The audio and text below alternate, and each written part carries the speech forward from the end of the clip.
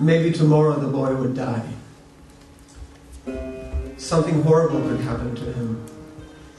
While crossing a busy boulevard, he could be struck by a speeding car, tossed up in the air like a rag doll, and his body could get mangled up, bloody like a heart. Then they would both be free of him. Could go back to pretending that it had never happened. That such a person had never existed, and in time they would treat the whole episode like an unpleasant dream.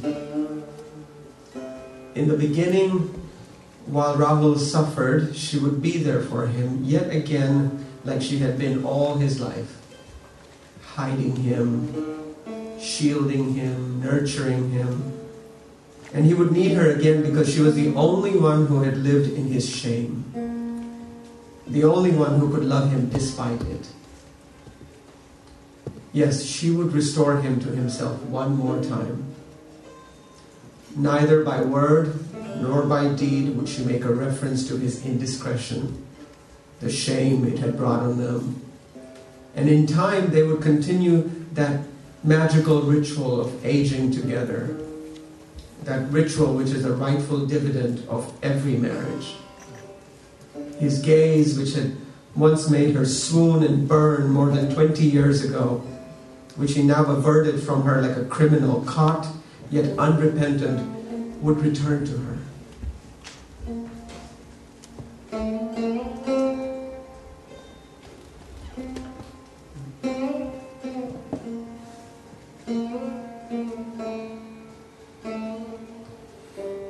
But Rahul left that same evening.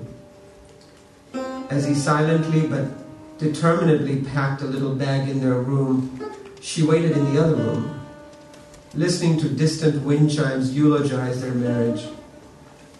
Several times she felt terror-stricken and wanted to rush over to him, to weep in his arms, to shake the madness out of him, to implore him not to leave her, but she remained frozen, powerless, like someone watching death seep the life out of a loved one, waves of sadness and anger crashing together within her.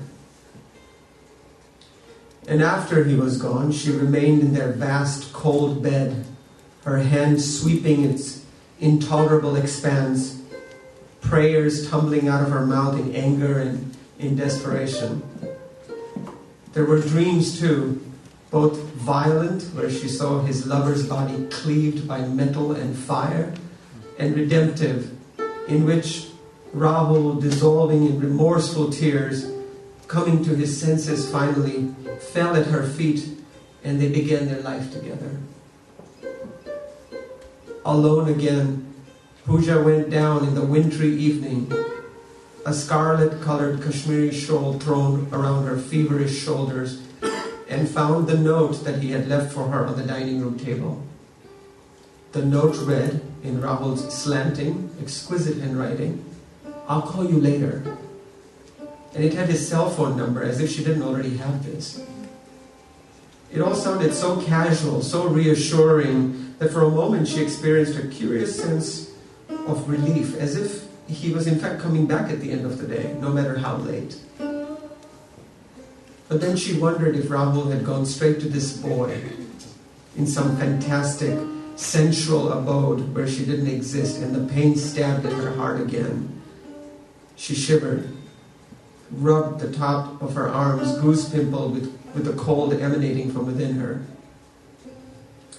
When she finally sank at the feet of her gods, like the countless times she had prayed for the long life of her husband and their son, grief had proliferated throughout her body like a cancer, and her hands quivered as she performed the ritual she now observed with some bitterness. She tried hard to surrender to the familiar comfort of faith, reminding herself that even the staunchest, especially the staunchest, were tested to superhuman levels. But the rationalization felt brittle, and the frozen, blushed faces of Krishna and Radha in their beautiful smiles only mocked her and provided little solace. She longed to hear something now, audible words of reassurance, compassion, something, rather than trying to imagine what the gods would be saying to her as she crouched at their feet. Plumes of perfumed smoke dancing up majestically from the incense. Yes, she accepted that she lived in a time devoid of tangible miracles. But as tears pooled in her eyes yet again, Pooja wished for nothing less than a miracle, pure and unadulterated by common sense or logic. Only then, perhaps, would her pain end, through divine intervention. The tragedy of worship, she knew, was that the Almighty could do anything except express himself in a base human voice. And that was what the beseecher needed the most in a time of crisis. You can go through 10 avatars to save your loved ones, she cried silently, to make sure the earth continues to spin on its axis. What do I have to do to hear one word from your lips? Like a ghost, Pooja drifted helplessly out into the porch. She looked up at the pastel canvas of sky, tucked a wisp of hair behind her ear as she said goodbye to Surya, imagining the plumes of color as a dust the god's chariot kicked up as it receded into the heavens. The day was dying, but around her worlds were coming alive again. The driveways were once again greeted with parked cars. Homes were filled with the clatter of plates for supper, the laughter and idle chatter of families. And from where she stood, surrounded by the effusive blooms of intoxicating jasmine and roses, she could also see the park at the end of the cul-de-sac, now brightly lit with floodlights. Little children in their sports attire were running around with baseball bats. Although she was so far away, in her mind, she could hear their laughter, their innocence and abandon. How long has it been since she had felt their innocence? Tomorrow, she prayed, maybe the laughter would return to her home. Tomorrow, maybe she would awaken next to him again, feel his warmth, his arm thrown around her waist. Tomorrow, maybe her home would be filled with the idle chatter and chiding of loved ones instead of a television set to drown out the screams of silence.